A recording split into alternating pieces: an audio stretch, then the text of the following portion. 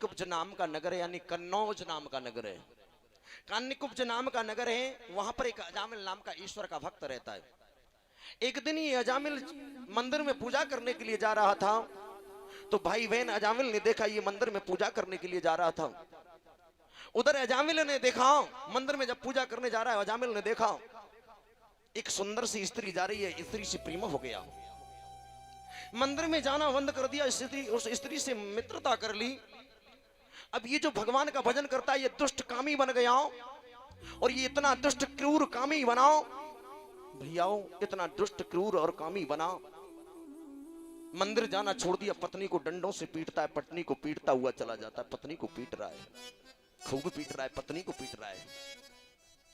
भैयाओ सुखदेव जी समझाने लगे, राजन परीक्षित, एक दिन उसी नगर में संत महात्माओं का पदार्पण हुआ, कुछ साधु लोग आए। साधुओं ने एक व्यक्ति से पूछा, भैया इस नगर में कोई ऐसे भक्त हैं जो हमें एक रात्रि को विश्राम दे दें। अब आदमी बड़ा चालाक था, जिससे पूछा, उसने कहा इस नगर में एक सबसे बढ़िया आदमी बता दूं, अजामिल का घर बता दूं। ये साधु महात्मा फ्री की खाकर के बड़ा मोटे होते हैं, अजामिल से पता लग जाएगा कि भक्ति कैसे की जाती है। उस दुष्ट का घर बता दिया।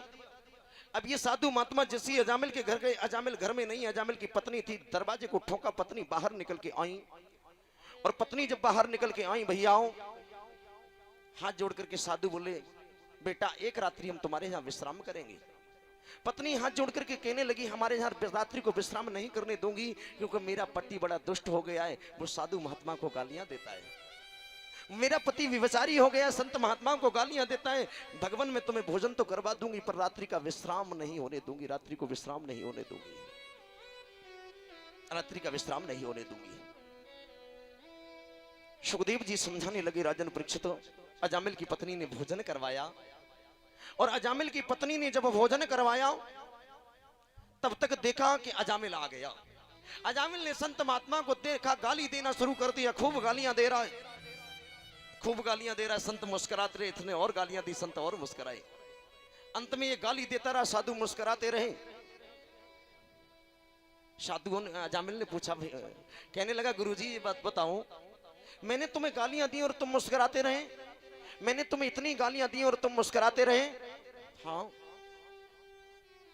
इतनी गालियां दी तुम मुस्कुराते रहे? बोले बेटा ये बताओ, तुम्हारे घर में कोई मेहमान आ जाए, हाँ, और वो मेहमान को भोजन करवाओ और वो भोजन न करे तो वो भोजन किसके पास रहेगा? बोले हमारा भोजन हमारे पास। तुमने हमें गालियां दी, हमने तुम्हारी गालियों को स्वीकार नहीं किया, तो तुम्हारी गाली तुम्हारे पास, हमने तुम्हारी गालियों को स्वीकार नहीं किया। अजामिल ठंडो भयो, और ठंडा हो गया सज्जनों। ठंडा होने के बाद जब संत महात्मा जाने लगे, साधु तो कल्याण करते हैं, कहने लगे, बेटा तुम्हारा अन्न पानी हमने खाया, एक बात याद रखना, तुम्हारा अन्न पानी हमने ग्रहण किया, एक बात याद रखना, तुम्हारे जो भी पुत्र पैदा हो उसका नाम नारायण नारायण रख लेना। अजामिल की पत्नी ने कुछ समय बाद एक पुत्र को जन्म दिया, उसका नाम नारायण रखा गया।